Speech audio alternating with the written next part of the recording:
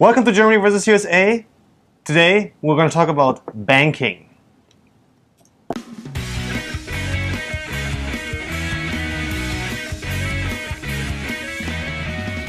Alex has a fascination with how innovative our U.S. banking is, It is or really lack of. It's really archaic.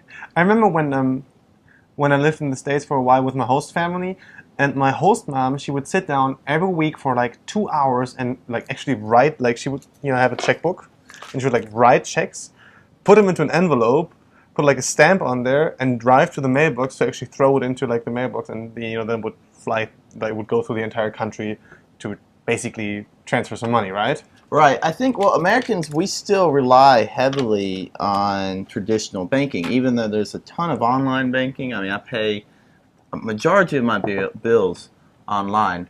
However, there's a lot of things that I don't still. I mean, you rode with me today while we basically did errands, Right. where I got my work check in the mail. Then I had to take that to the bank. Then we came back here. I wrote out a personal check from my other bank account, moved it over. Then from there, I went and wrote another check to pay my rent, and then I wrote another check to pay a bill. And the reason for all that, There is no reason for all that. well, no, you get charged here. Yeah. And so I've had jobs in the past where I've had direct deposit, and, Right. and that's wonderful. I've also lived in apartment complexes and houses that you have direct withdrawal.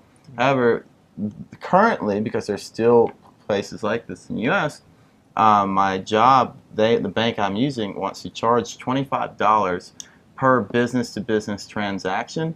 So my boss is just like, you know what, I'll just go deposit this or mail it to you. Right. And then my apartment complex is the same way, where they're like, yeah, we can do direct withdrawal, but we're going to Like charge... direct withdrawal from the bank account, right? Right, but we're going to charge you extra money. Well, it's just, I just So rather that's write a why, check. that's why this morning we actually dropped off the check for the rental of this apartment, right? Right, we did. We actually walked around the door, went to the office here of the apartment building, and dropped it in like a little box in there. Oh, yeah. Very high tech. Some Americans use a lot of checks, and actually it's also like, sometimes if you go to a grocery store, you'll actually see people like be standing at the cashier stand basically and like filling out checks.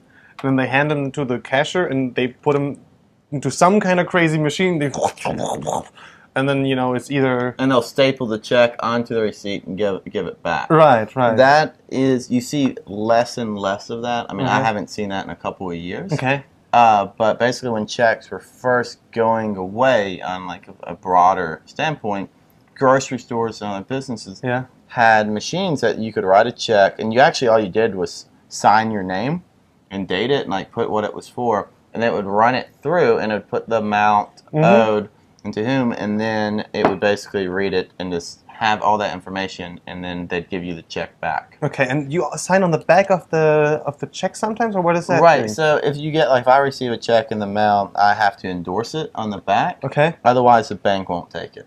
Okay. So that basically, like, if you find a check to me, you can't really do anything with it. Which I don't really understand that, because even if you find a check endorsed by me and you go try to deposit it, I mean, I'm pretty sure they're going to be like, no, you can't. But maybe if it's endorsed, anyone can. Yeah. I always know, if you endorse a check, you don't want to lose it. Okay.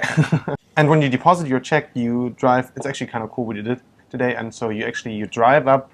They have drive-ins, like they bank drive-ins, so you don't have to go into the building. Right. Actually, you can drive in there and you can talk to a person. And what Jim's roommate did the other day, they had like a tube system, which I found really cool.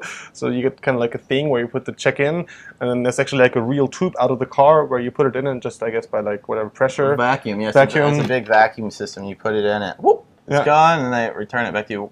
Actually, fun story.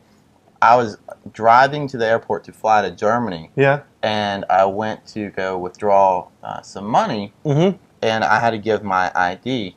So I gave them my passport because I just had it, and I was like, oh, whatever. I just put it in the tube, and like the tube cylinder shut it off and watched it go about to right here. Okay. It got stuck. Oh no! It got stuck, and like when I used to live in Mississippi, I mean, getting to the airport, it wasn't like you're just taking a train 5 seconds away.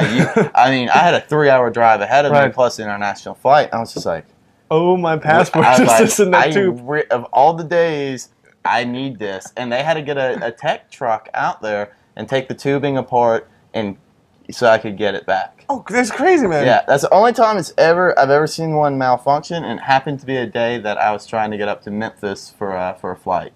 And your passport was stuck in there. Yep. In Germany, very few people use checks. You do see them a lot in France, actually, and the reason is that if in France, if you basically, I guess, deposit like a check, and it is not endorsed, I think that's a proper term, your credit is gone for 5 years or something. Like, you will not get any kind of credit from anyone, and that's why a check in France is actually a very, very secure way of payment, because if you get a check, pretty sure it's endorsed. That's a good point. If anyone's ever seen the movie Catch Me If You Can, which is a book, it's about it's about fraud back, I guess, in the 60s and 70s, and the guy he was very good at writing fraudulent checks. It's like with Leonardo DiCaprio and Tom Hanks, right? The movie? Right, yeah. Yep. And so he always had the checkbook and... right, and so that's interesting because I guess because of instances that are similar to that, France probably took a very serious stance. So still using checks in France, actually. So do you even have a checkbook? Like, do you... I've never seen... Actually... For I don't have a checkbook, no. I've never actually, I did use checks in the US, someone gave them to me, and, I just filled in the amount, and I paid with that. But a German bank account, you don't have? No, I don't have a checkbook, I don't use checks, I don't know people who use checks. Once I used them to pay for my dance classes, actually, was the one, we have an episode on actually how Tanzschule in Germany, and I remember for some reason my dad, he gave me, a check of 190 euros, or D-mark, and I had a mark back in the day. And I was really, really insecure because I was like, oh, I don't have any money. Everyone had money. Everyone had money in their hands, and I just had this paper thing, and I gave him to the dude, and he's like, oh, cool, that's the check, and then he gave me 10 euros or D-mark back, and that was just a weird transaction in my head, basically. But yeah, checks, not very common in Germany. Very, very uncommon, actually. Online banking, Jim mentioned online banking earlier, that some Americans do online banking, and it's getting more common. In Germany, I've been doing online banking, all my bank transactions basically since probably 10 years at least, 10, 12, 13 years I think. And I barely ever enter a bank. I don't know what they're doing in there. It's just cleaning personal, I guess. I don't know, but I can do, we do direct deposits. The salary you just get deposited into your bank account. But are there fees? Because I think that's the biggest difference. Because we get, with who our lenders are, who our banks are, the fees, we get nickeled and dimed. Right. And that's why people get so frustrated and still use checks. It depends on what kind of bank you had and where you did the transfer to, but it's tiny amounts. It's tiny. I think it was 25 cents or something, and then you can pay a couple of euros a month, and then everything is included basically. So it's actually very cheap, and it's very fast also. And they don't make a difference between what you said earlier, business to business deposits or private to private banking. They don't make a difference, not at all. So if I wanted to, and you had a German bank account, I could just, go online right now. Then, I would get a text message on my cell phone, basically, like a transaction number for security. I would type that in, type in the amount, your account number, hit enter, and probably the next day, perhaps 2 days afterwards, it would be in your account.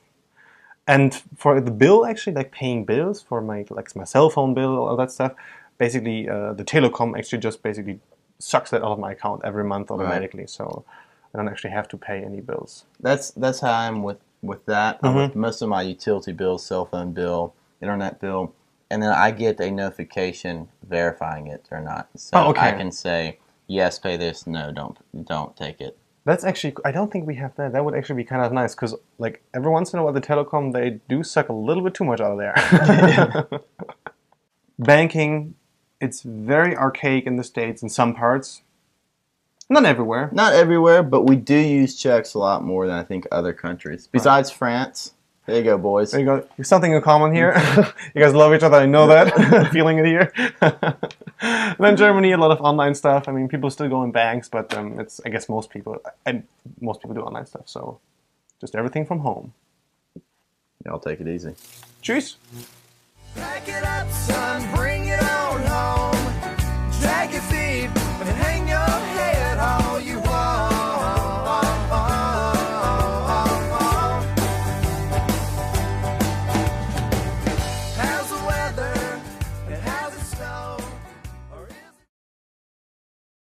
Should we finish it? I hate American banks.